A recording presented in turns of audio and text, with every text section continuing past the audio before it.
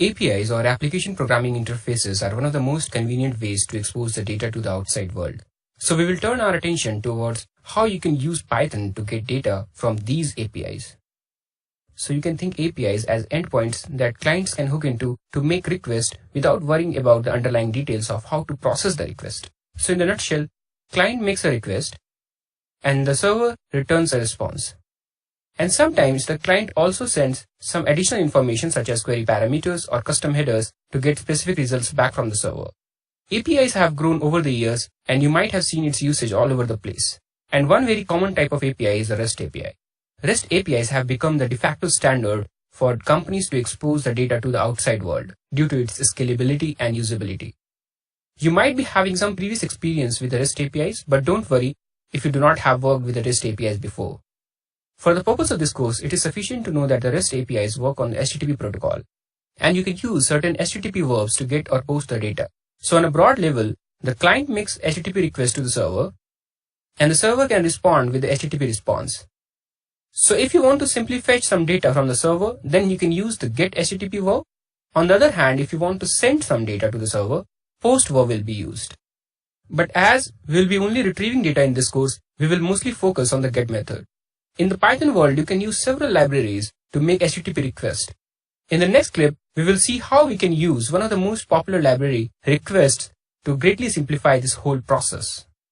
But before we get into the actual demo, let's see the typical code outline for making a GET request using the request library. So first you import the package, then you can use the GET command to make the GET request.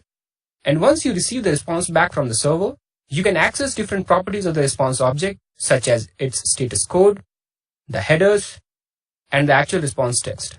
You can also look at other attributes of the response, such as its encoding. Now let's see all this in action. In this clip, we will learn to extract data from API using the Python request package. To demonstrate the use of the request library to fetch the data from an API, we are going to use the US Government Open Data Platform. You can visit the data.gov to get more information. This is a great platform to find open data for research purpose. And you can browse through your areas of interest such as agriculture or climate or education. I'll be downloading some data from the education sector, so let's click on the education. Then click on data to see the available datasets. You can also use filters on the left to narrow your search. And if you will scroll a little bit, then you can find the different formats for available resources. As we will be using the APIs, let's click on the API. So let's take this first dataset, that is the college scorecard dataset. Let's click on this. And then let's click on the college code API.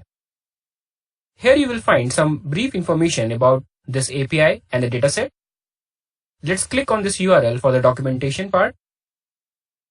So here is the documentation, and you can go through it to know more about this dataset. On the right hand side, you can see the Get API link. We also have few sample API calls here. For example, here is an API to get all the data for the Boston College. So let's use this URL only. However, to use this API, you will need one more piece of information. You will need an API key. Well, you can get an API key by visiting the api.data.gov link. Here you can click on this Get an API key link. And then you can sign up by filling your name and email address. You will get your API key on your registered email ID.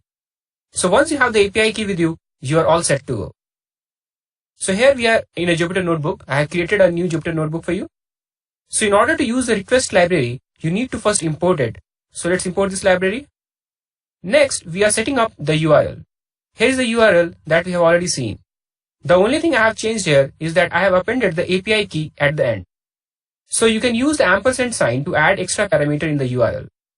So let's execute it first. So once the URL is set, you can use the get command on the request library to make the get request. So let's execute this cell.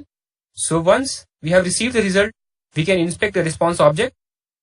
Let's use the status code attribute to check the status code of the response. And here we have got the status code of 200 that represents a successful completion. You can also inspect other attributes as well. Let's inspect the headers. Here you can find the different information stored in the headers. If you want to get the response in the plain text, then you can use the text property. And here is the result. It's a long one. Let's scroll. So here is the dataset for you in the text format.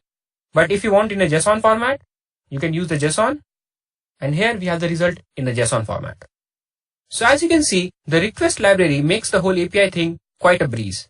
But many a times, you won't find a direct API to access the data you need. You may have to do some manual things and may have to scrape the required data from the website itself. So we'll talk about the web scraping in the next clip.